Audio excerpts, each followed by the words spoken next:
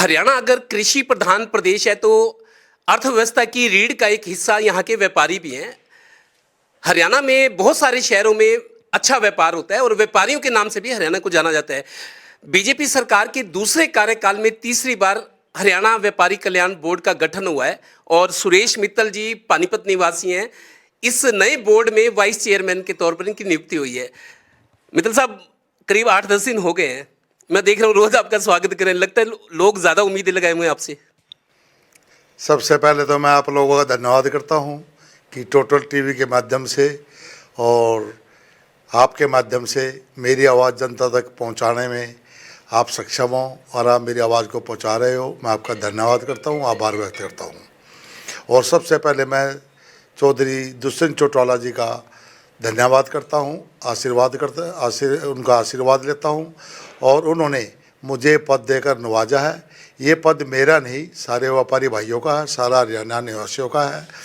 और इस पद की मैं दुष्यंत चौटाला जी को विश्वास दिलाता हूं कि इस पद की मैं गरिमा रखूँगा और लाज रखूँगा और अपने व्यापारी भाइयों के लिए काम करूँगा। इस स्थिति में जैसे आपने व्यापारियों से बात की होगी, ये लोग बैठे हैं, इससे पहले भी मिले होंगे, बाहर भी, क्या समस्याएं क्या है व्यापारियों की जिससे ज़्यादा त्रस्त हैं लोग? सबसे ज़्यादा तंग व्यापारी आज की तारीख में, और सबसे पानीपत में डाइंग इंडस्ट्रीज है 29 सेक्टर पार्ट 2। ये चौधरी ओम प्रकाश चौटाला जी ने जब ये सेक्टर काटा था और प्लाट कोडियों के भाव दिए थे, उस टाइम चौटाला साहब का बहुत ही वो मतलब चौटाला साहब के प्रति इतना विरोध था व्यापारियों में कि हमें धक्के से बाहर निकाला जा रहा है और हमें प्लाट धक्के दिए जा रहे हैं। और आज की तारीख में यहाँ पे ज़मीन की कीमत 1 लाख रुपये गज से भी ऊपर हो गई है, लेकिन सुविधा यहाँ एक पैसे की भी नहीं मिली। पानीपत शहर को एनसीआर बाहर करके, क्योंकि छोटे मोटे व्यापारी सारे हैं। अब डाइंग यूनिट के लेके मैं बहुत कुछ कहना चाहता हूँ।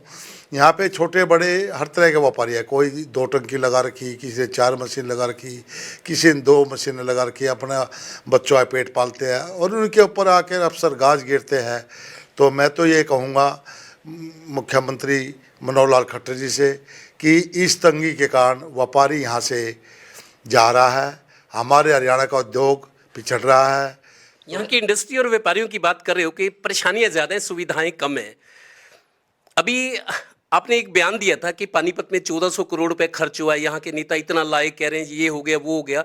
आप मतलब आपको ये बातें पच नहीं रही कि 1400 करोड़ पानीपत पे खर्च हुआ, कहाँ खर्च किया? आप उनसे हिसाब मांग रहे हैं, हालांकि आप गठबंधन के पार्टनर हैं।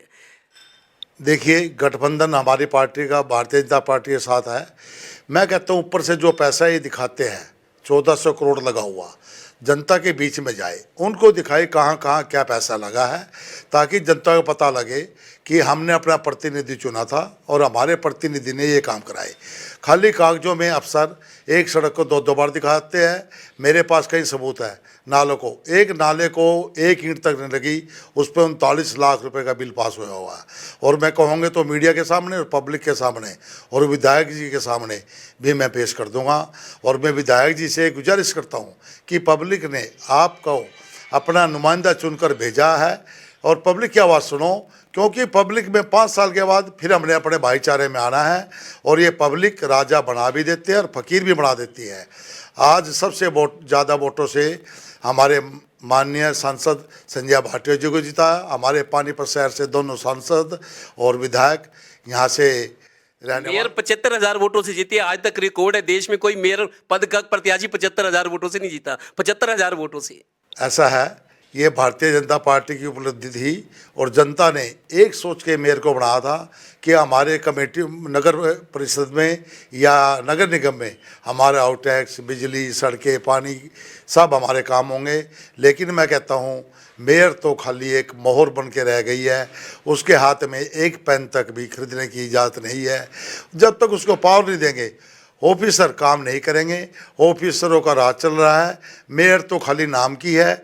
मैं मुख्यमंत्री जी से गुहार लगाता हूँ, मेरे को नगर परिषद के चेयरमैनों को पावर दी जाए ताकि अफसरशाही हावी ना हो सके। अफसरशाही से सरकार की हवा खराब हो रही है। सरकार पैसा देती है लेकिन ये नहीं पता लगता वो पैसा कहाँ लगाया जाता है।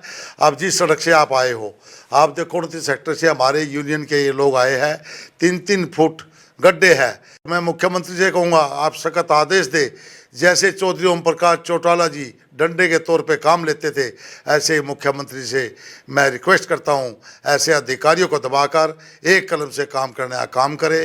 अपने पानीपत के व्यापारियों को और हरियाणा के व्यापारियों को जहाँ से भी कोई शिकायत आएगी, पानीपत के व्यापारियों की तरफ अगर कोई भी अधिकारी तंग करेगा तो मैं उसको इतना ही तंग कर दूंगा जितना मेरा व्यापारी तंग होगा, इतना मेरे में कलम में ताकत है और मेरे में सक्षम है। काम व्यापारी सोचता है चल यार पैसे से करा लो, लेकिन आज की स्थिति ये है पैसे से भी काम नहीं होता, और पैसे से होता तो 1 रुपये की जगह 1 लाख रुपए मांगते हैं। काम या तो डंडे से और या पैसे से, लेकिन मैं डंडे से काम कराऊंगा, पैसे से काम नहीं कराऊंगा। मैं खुलकर कहता हूं, अगर मुझे इसका विरोध भी झेलना पड़े, अफसरों का सामने भी करना पड़े, मैं डरता नहीं, मैं अपने व्यापारी भाइयों के साथ रहूंगा। सुरेश मित्तल व्यापारी नेता नहीं है, एक राजनीतिक आदमी भी है। चुनाव लड़े, 22,000 वोट लिए आपको। शायद आपकी पार्टी के लोग भी हैरान थे कि 22,000 वोट सुरेश मित्तल ले गए। कि मैं एक बात कहता हूं बस पब्लिक से, विधायक चुनो, किसी भी पार्टी का हो, भारतीय जनता पार्टी, जजपा, गठबंधन का, आम आदमी पार्टी, कांग्रेस, ये देखना चाहिए कौन आदमी हमारे काम करने में सक्षम है, उसको वोट दो, वरना उसको वोट ना दो। और वोट दे के परखना चाहिए, जात पात छोड़नी चाहिए। हमारे पानीपत शहर में हमारे जात पात का बहुत जहर फैला रखा है। कि नेता में इतनी आस्था है पार्टी में, अक्सर मिशन 2024 का नारा भी लगाते हैं। जितने प्रोग्राम पानीपत में हुए हैं हमने लिखा भी है, देखा भी है। मिशन 2024, मिशन 2024 पे पार्टी स्टैंड लेती है अभी भी। अब आपके माध्यम से एक बात कहता हूँ पानीपत की जनता को, आपको जब दिखे भाई जननायक जनता पार्टी का उम्मीदवार है और ये काम करने में सक्षम है, वोट दे दो, नहीं वरना बिल्कुल वोट ना दो, अपने घर में रखो, ताकि उस नेता को पता लगे मेरी कितनी औकात है पब्लिक में और मैं कितनी अक्षमता रखता हूं काम कराने में।